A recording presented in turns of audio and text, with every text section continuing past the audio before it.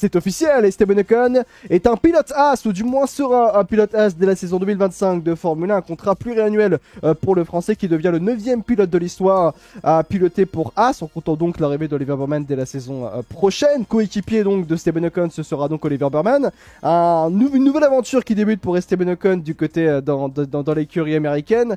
Après 5 saisons passées à Enstone, eh bien c'est le début d'une toute nouvelle histoire pour Esteban Ocon, qui va d'ailleurs devenir le tout premier pilote vainqueur de Grand Prix à rejoindre l'écurie As, à piloter pour l'écurie As en Grand Prix de Formule 1. C'est intéressant, il y a plein de choses à prendre en compte par rapport à l'arrivée d'Esteban Ocon du côté de chez As. Qu'est-ce que ça veut dire pour Esteban Ocon? Qu'est-ce que ça veut dire pour As? Même d'ailleurs, l'arrivée d'un pilote aussi expérimenté, l'un des meilleurs pilotes de la grille du côté de chez As qui est Esteban Ocon. Le line-up aussi entre Esteban Ocon et Oliver Baumann. Est-ce que c'est un line-up qui est alléchant? Est-ce que c'est un line-up qui peut fonctionner aussi? On va se poser la question. Et puis surtout, d'une manière structurelle, est-ce que Esteban Ocon a eu raison d'aller du côté de chez As par rapport à l'avenir de l'écurie avec des projets ambitieux? Bref, il y a eu de belles choses qui ont pu être dites aujourd'hui, qui se sont dites du moins aujourd'hui.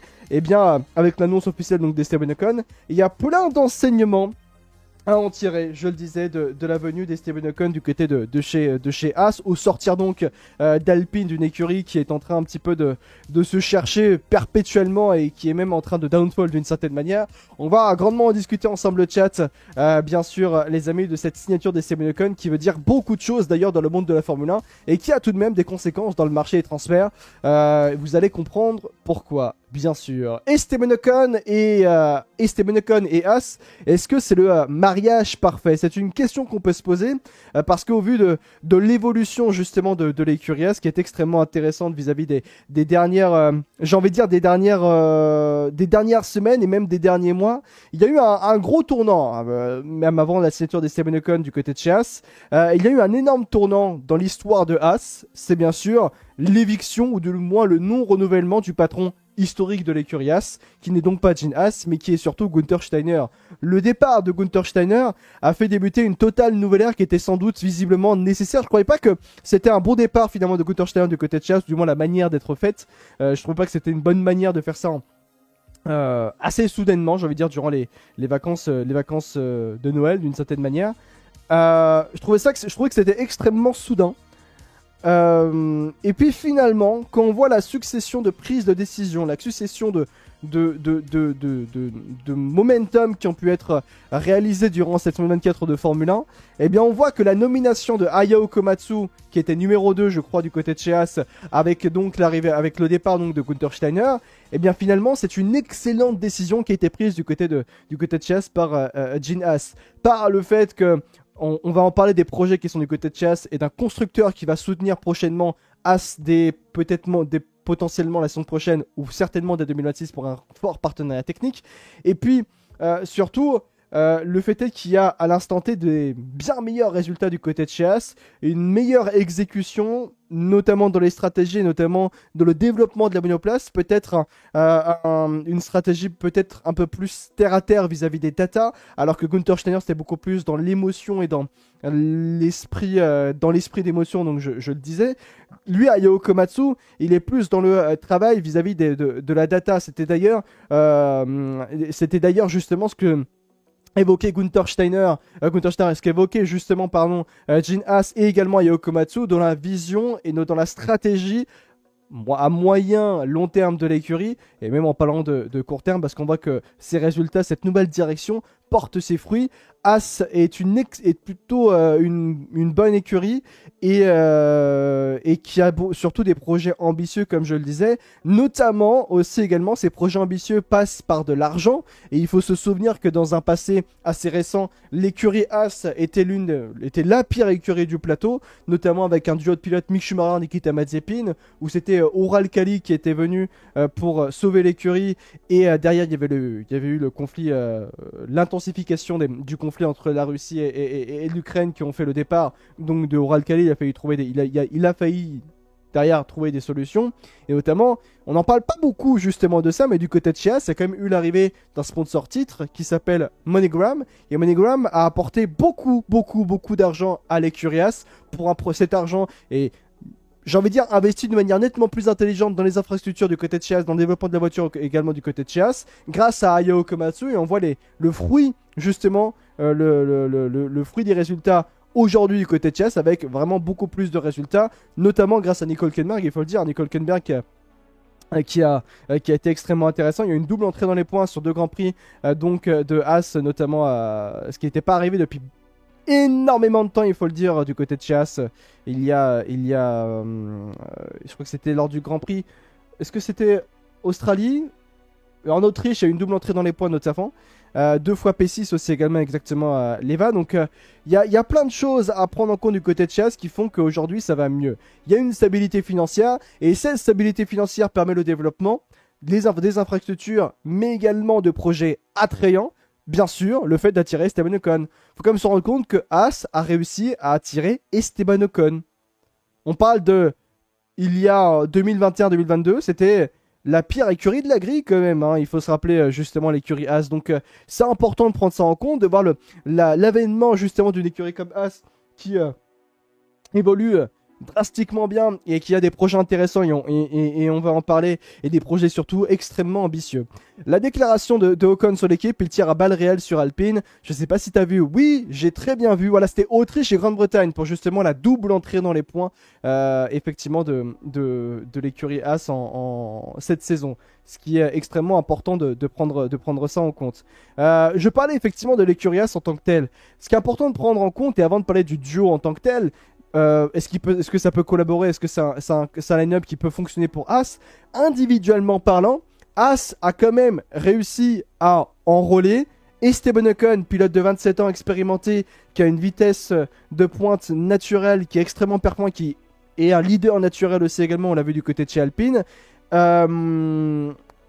avec l'arrivée de justement Oliver Baumann, talent générationnel, qui est justement un talent en devenir, comme je le disais, et qui est promis un bel avenir en Formule 1. Et qui a une vitesse de pointe aussi naturelle, ce qui s'est vu bien sûr naturellement en formule de promotion, mais en particulier, parce que c'est l'exemple parfait, lorsqu'il a pris le volant de la SC24, c'était en Arabie Saoudite pour le remplacer justement Carlos Sainz. Pour toutes ces raisons-là,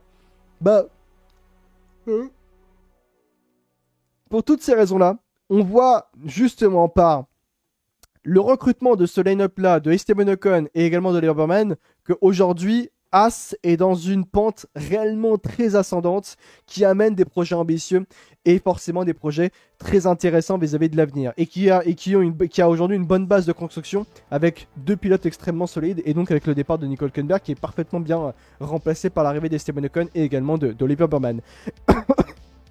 Zatritix dans le chat, bonsoir, pour moi le regain de perf de Haas est à confirmer l'an prochain, comme Williams l'an dernier, même si les conditions ne sont pas les mêmes. J'aimerais les voir. Oh, merci beaucoup Zatritix. Merci beaucoup de gift 10 subs à la communauté. Merci beaucoup d'être un immense exemple pour la communauté Zatritix, ça fait extrêmement plaisir. Je le disais du coup, tu le disais Zatritix d'ailleurs, je finis ton message.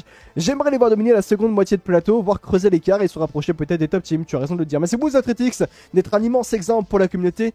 Gift de 10 subs à la communauté. Merci du fond du cœur d'être toujours présent de la chaîne et de soutenir la chaîne par tes subs et également tes commentaires dans le chat, par tes réactions dans le chat aussi également, je le disais.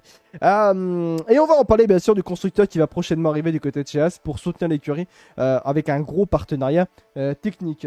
Je le disais du coup par rapport au programme de ce soir, vous l'avez vu, justement, Esteban Ocon a réagi notamment par rapport à son départ du côté d'Alpine, parce que il y a une déclaration qui est forte de la part d'Esteban Ocon qui explique les raisons de pourquoi il a signé du côté de chez Haas et pourquoi il a aussi quitté Alpine. D'une certaine manière, Esteban Ocon envoie un bon coup de sulfateuse à Alpine après sa signature du côté de chez Haas. Esteban Ocon a expliqué pourquoi il avait signé du côté de chez Alpine, pourquoi c'était d'une certaine manière le bon choix d'aller du côté de chez Haas et pourquoi c'était le bon choix aussi de quitter Alpine d'une certaine manière. Et il a notamment envoyé une phrase extrêmement éloquente de la façon dont ça se passait du côté de chez Alpine avec un bon coup de sulfateuse d'une certaine manière. Il est bon de voir ça ainsi. Il explique Esteban Ocon, chez Haas, sur les raisons de pourquoi il signe du côté de chez Haas, il explique Esteban Ocon, chez Haas, il y a vraiment une personne qui décide et cela compte dans plein de choix techniques. Il n'y a pas 36 000 personnes en haut qui viennent demander la validation, qui a acquis, demander la validation. On n'est pas face à un truc qu'on demande et où l'on te répond, c'est pas... on n'est pas face à un truc qu'on demande et où l'on te répond, c'est pas fait parce que le gars, il est parti en vacances. Voilà, il explique Esteban Ocon, et c'est une phrase extrêmement importante parce que cette phrase de justement Esteban Ocon qui explique pourquoi c'est aussi lent du côté de chez Alpine, c'est extrêmement éloquent. Et même d'ailleurs, c'est important de prendre ça en compte, il rétorque Esteban Ocon à certains moments. Quand on faisait des remarques techniques, il n'y avait jamais un retour. Beaucoup de choses sont passées à la trappe malheureusement et n'ont pas été vues ni prises au sérieux. Que ce soit pour moi, que ce soit pour Fernando Alonso, que ce soit pour Daniel Ricciardo, et moi y compris, on n'a pas été écoutés. Il rajoute aussi Esteban Ocon, c'est pour ça que 5 ans après, sur cette voiture, donc la 524 de 724 de Formule 1, donc l'Alpine, il y a toujours certaines lacunes qu'il y avait quand je suis arrivé en 2020. En 5 ans, si on avait dû faire quelque chose, on l'aurait fait avant. Et donc, derrière, il explique Esteban Ocon, je n'ai aucun regret, parce que je sais que... Je n'ai aucun regret, parce que j'ai, avec As, une équipe à 100% derrière moi, qui va m'écouter, je me sens aimé et désiré, et ça, c'est hyper important. Et je trouve cette phrase d'Esteban Ocon pleine de bon sens, pleine de vérité, et enfin Esteban Ocon peut parler, après donc son départ d'Alpine, qui... Après s'être donc engagé dans une autre écurie, sur ce qui se passe réellement du côté de chez Alpine. Les phrases d'Esteban Ocon, les déclarations d'Esteban Ocon montrent à quel point rien ne va du côté de chez Alpine. Rendez-vous compte que du côté de chez Alpine, il y a toujours les mêmes problèmes qu'il y a 5 ans. 5 ans en Formule 1, c'est une éternité. Éternité, rendez-vous compte de ça. Et c'est extrêmement problématique de voir ça, justement. Et on comprend mieux surtout pourquoi Esteban Ocon voulait, dès le début de cette saison 2024 de Formule 1, quitter Alpine pour s'envoler vers d'autres aventures. Et là, ce sera donc du côté de chez As dès la saison prochaine, bien sûr. Où l'avenir s'annonce clairement meilleur du côté de chez As. Donc ouais, c'est toute la structure managériale et technique qui est à revoir. C'est ce que dit Ocon, exactement. Ocon, il veut réellement mettre en avant que c'est toute une structure. En fait, voilà, c'est que Esteban Ocon met en avant que c'est toute une structure justement managériale, que c'est toute une structure de direction qui doit être remis en cause, qui doit être revue en fond et en large, dans le fond et dans la forme, et toute une structure également technique qui est à revoir. C'est impensable qu'un constructeur en Formule 1 soit dans cette situation, et pourtant Alpine arrive encore à toucher le fond. Donc ouais, justement.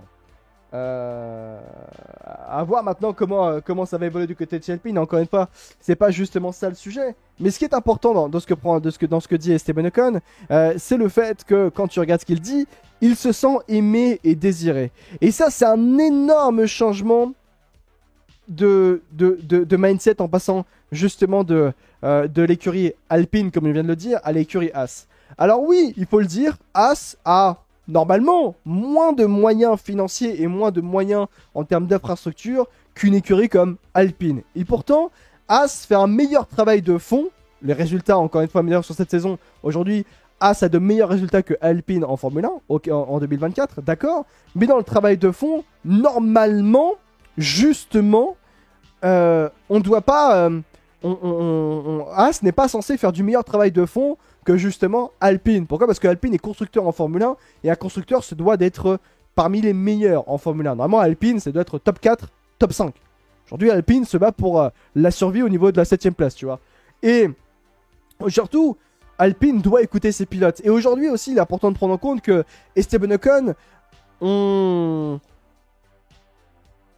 pour qu'il dise « je me sens aimé et désiré », c'est qu'on est arrivé dans une situation où, dès le début de saison, Esteban Ocon voulait partir d'Alpine parce qu'il sentait que de toute façon, on ne l'écoutait pas. On ne voulait pas réellement aller dans un sens de développement très intéressant. Et qu'après 5 saisons passées du côté de Enstone et également de Viry-Châtillon dans l'univers Renault-Alpine, il ne pouvait pas y avoir plus à en tirer que ce qu'il y a cette saison. En tout cas, encore une fois, ce qui se passe du côté de chez Alpine cette saison, c'est naturel. C'est normal de voir Alpine dans cette situation qu'on lit les déclarations d'Esteban Ocon, quand on lit les déclarations même d'Alain Prost par le passé, quand on voit les perpétuels changements de direction et les changements d'air qui s'enchaînent, encore une fois aujourd'hui, regardez, Bruno Femin va quitter ses fonctions pour laisser place à un autre team principal, on n'avance pas. Donc, on peut pas en tirer plus en fait de la situation entre Esteban Ocon et Alpine. Le L-Plan est mort et en tirer depuis longtemps exactement. Et dans cette phrase, quand il dit Esteban Ocon, je me sens aimé et désiré, vous vous rendez compte à quel point elle est criante cette phrase d'Esteban Ocon. Je me sens aimé et désiré du côté de chez Haas.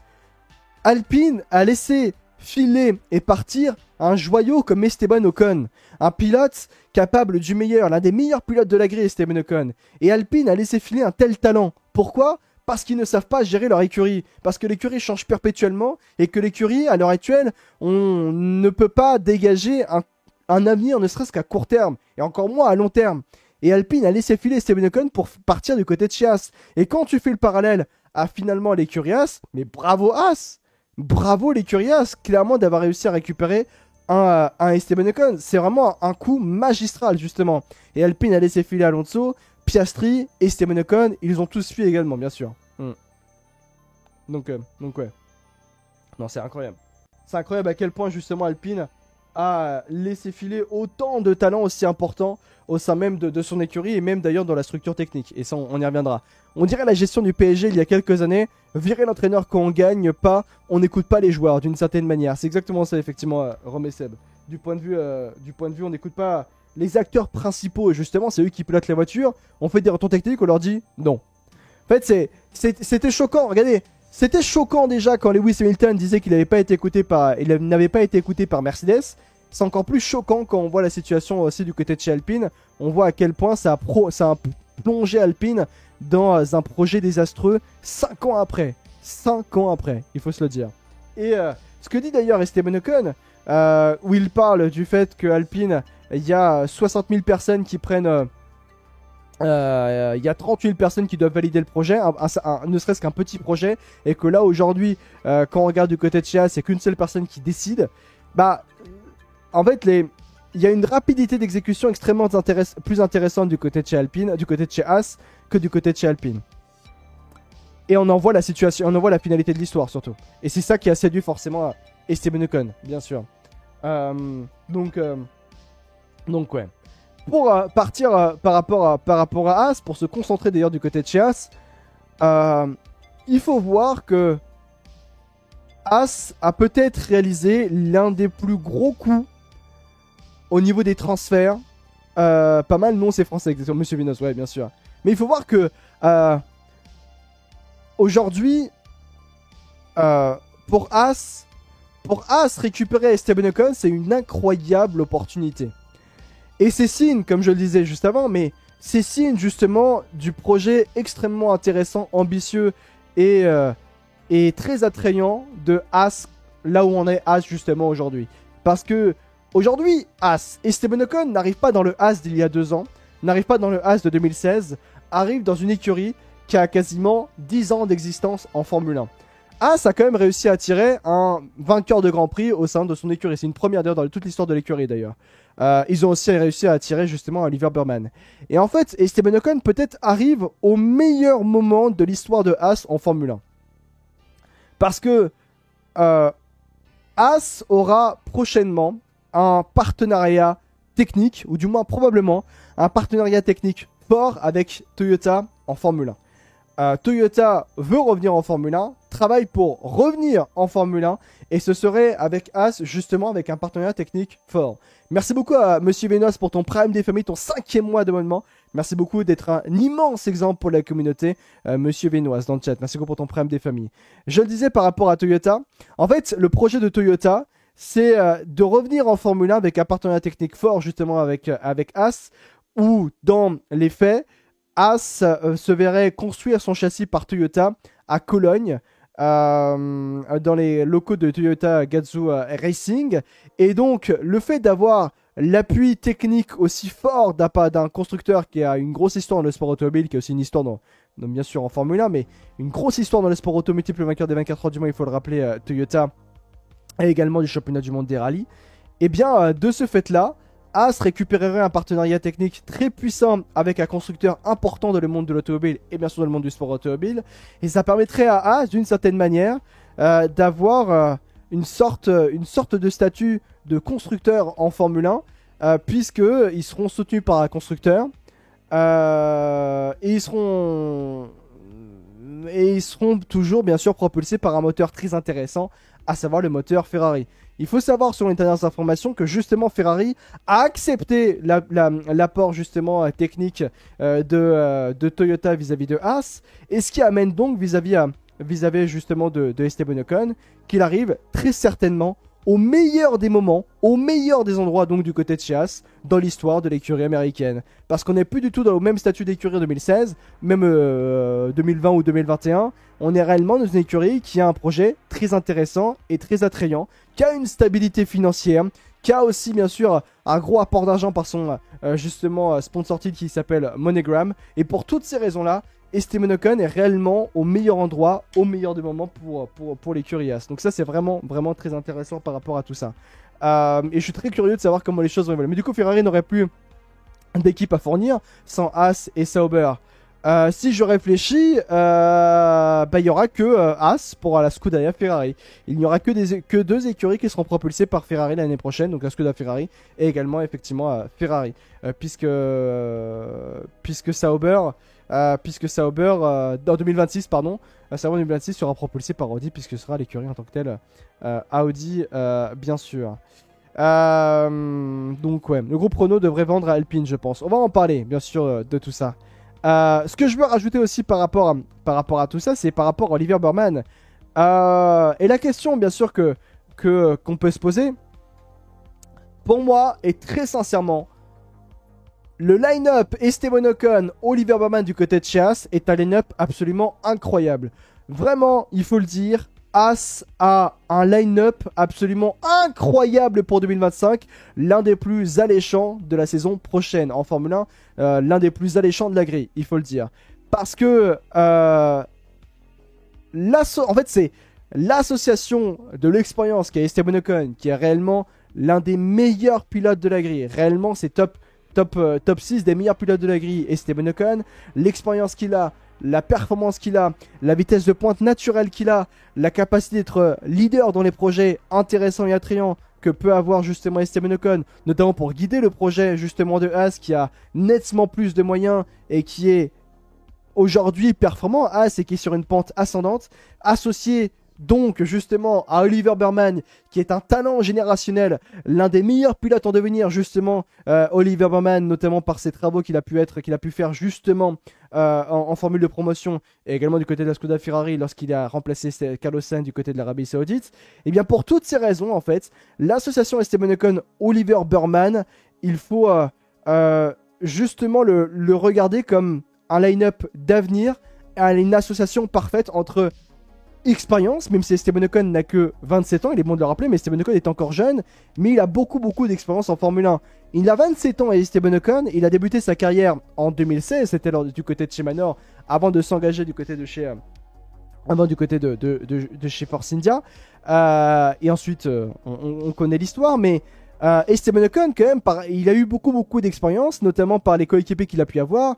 Il a eu Sergio Perez, Fernando Alonso, Daniel Ricciardo, des pilotes absolument expérimentés qu'il a battu, quand même, il faut le dire, Esteban Ocon. Et de l'autre côté, tu as Oliver Burman qui est jeune, très attrayant, très puissant, vitesse de pointe naturelle. Et pour moi, cette association, Esteban Ocon et Oliver Burman, est l'un des line-up, du moins, est une des associations les plus alléchantes, justement, de cette saison 2025 de Formule 1. Entre le surcotage de Pourchaire et Ocon, alors vraiment, les gens, je suis désolé, vraiment, les gens qui pensent réellement que Esteban Ocon est un mauvais pilote ne connaissent pas la Formule 1. Ne connaissent pas la Formule 1. Et j'ai même bien aller plus loin. Les gens qui pensent que Théo Pourchaire est un mauvais pilote et qui ne mérite pas sa place en Formule 1, c'est réellement des gens qui ne connaissent pas le sport automobile. C'est même pas avoir un avis, ça. C'est vraiment même pas ne pas avoir avis. Théo Pourchaire, je reviens sur Théo Pourchaire. Théo Pourchaire, il a quand même gagné la F2, le championnat de F2 à l'âge de 20 ans, donc de la même trempe, donc au même âge que justement Charles Leclerc où George Russell... Ok, donc en fait, Charles Leclerc et George Russell, c'est des pipes, du coup. Ils savent pas piloter. Voilà. Ils savent pas piloter, c'est des pipes, ils gagnent la F2 à l'âge de 20 ans, et en Formule 1, ils font rien. Ah bah oui, c'est vrai, c'est quand même fantastique. Le seul bémol, justement, de Théo Pourchaire, c'est qu'il a gagné la F2 au pire des moments. Au pire des moments dans sa carrière. Parce que derrière, il y a eu un blocage de tous les côtés. Et il faut voir aussi que du côté de chez Sauber, Frédéric Vasseur est parti de Sauber et Théo Pourchaire était le protégé justement de Frédéric Vasseur. Et que maintenant Théo Pourchaire se retrouve sans celui qui le protège d'une certaine manière. Et que du coup, ça le bloque aujourd'hui pour Théo Pourchaire. Et ne pas oublier qu'il y a l'année dernière, Théo Pourchaire était proche de s'engager justement avec Sauber en cours de saison parce que justement, il y avait Joe Guanyu qui manquait de moyens et il était proche de sources proches qui m'ont quand même révélé la situation que Théo remplace justement Joe Guanyu en cours de saison l'année dernière. Donc, je sais pas avec quel yeux les haters d'Esteban Ocon, notamment de Porsche, mais surtout d'Esteban Ocon vu que c'est le sujet, regardent la Formule 1, mais c'est quand même incroyable de dire qu'Esteban Ocon est un mauvais pilote, qu'on surcote Esteban Ocon. Je suis désolé, au bout d'un moment, le mec tient tête à Fernando Alonso, tient tête à Daniel Ricciardo, tient tête à Sergio Perez, alors que tiens lui, Esteban Ocon, débuter sa carrière en Formule 1, non mais ça va aussi, ça va aussi. Vainqueur de Grand Prix, mais non mais ça va, c'est une pipe Esteban Ocon, bien sûr. Non mais c'est quand même fantastique cette affaire. Les gens qui harcèlent Esteban Ocon en l'insultant et en le rabaissant, eux, on peut dire que c'est des Formule X ou pas, parce que bon, eux n'y connaissent rien, et en plus, ils manquent de neurones d'une certaine manière. Bon, ceux qui insultent encore une fois. Et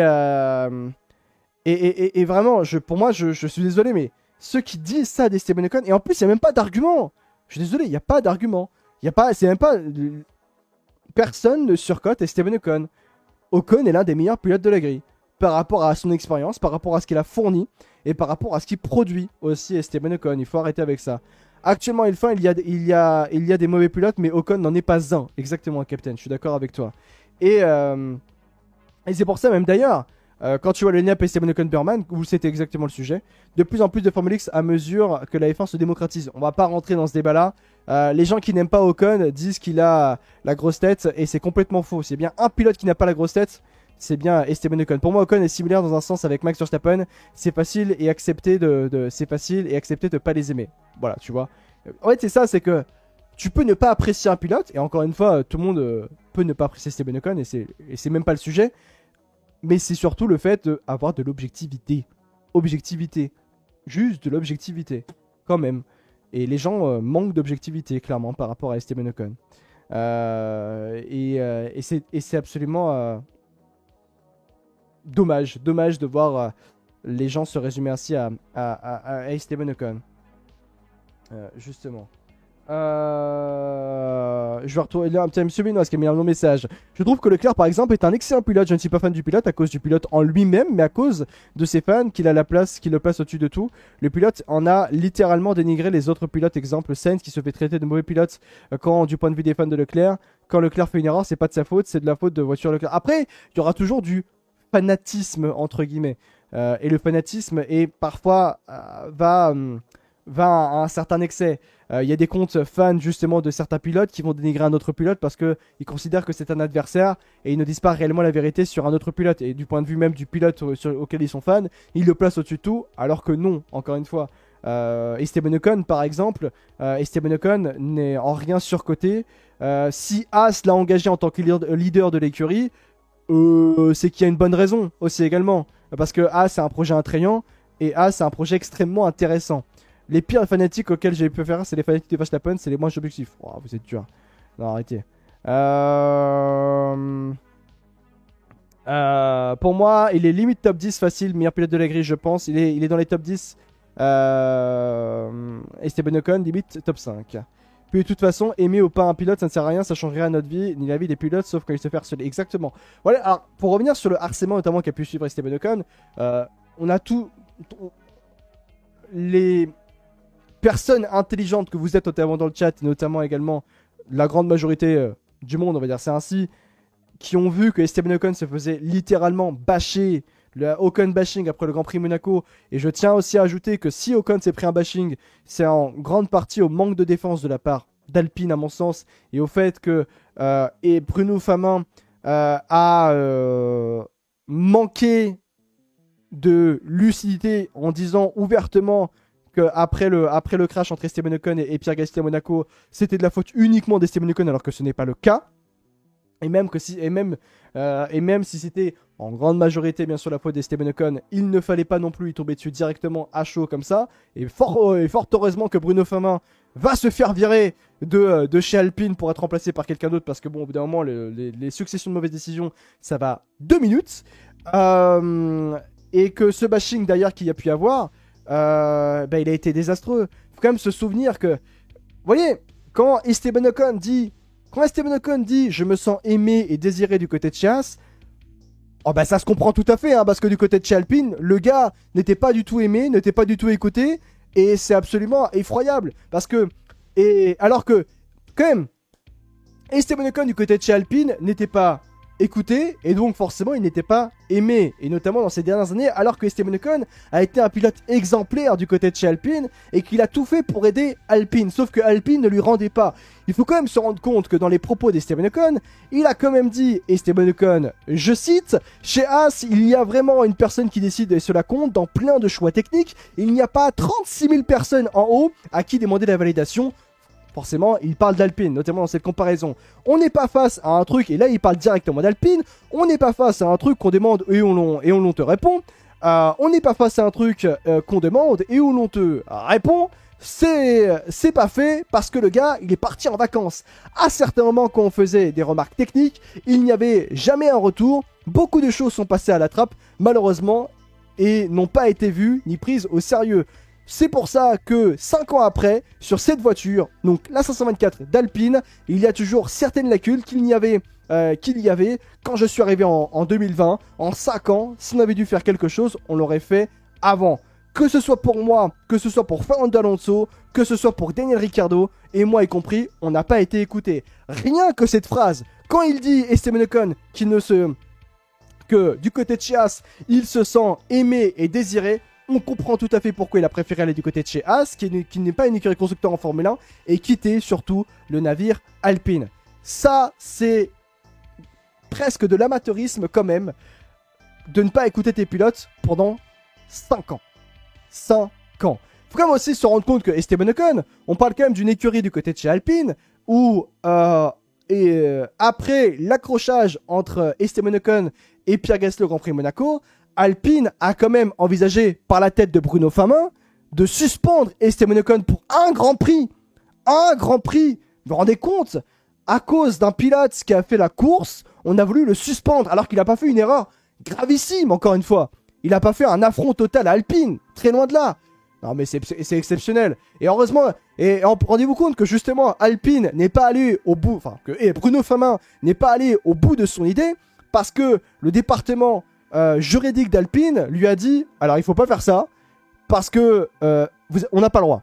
On n'a pas le droit de faire ça, sinon Esteban Ocon peut couler l'écurie avec un procès et il gagnera. Parce que justement, on n'a pas le droit d'empêcher Esteban Ocon, contractuellement parlant, de piloter alors que tout lui permet. Voilà, en gros. Donc voilà, mais vous vous rendez compte de ça en fait. Donc oui, au bout d'un moment, Bruno Famin est allé trop loin avec Esteban Ocon, et surtout, Alpine perd un joyau comme Esteban Ocon, qui est l'un des meilleurs pilotes de la grille. Rendez-vous compte de ça. Non mais c'est absolument lunaire. Donc ouais, clairement. Donc voilà, par rapport à, je le disais, l'arrivée donc d'Esteban Ocon du côté de Haas. Pourquoi Esteban Ocon va du côté de Haas? Est-ce que c'est une bonne chose pour Esteban Ocon d'aller du côté de Haas? Est-ce que c'est une bonne chose donc pour Haas d'avoir un Esteban Ocon qui arrive du côté de chez Haas? Bien sûr. Et également, bien sûr, est-ce que c'est un bon line-up Esteban Ocon et Oliver Bowman? La réponse, forcément, elle est positive. Dans tous les cas, bien sûr. Pour Esteban Ocon du côté de chez Haas, donc de la semaine prochaine, bien sûr, c'est officiel, les copains.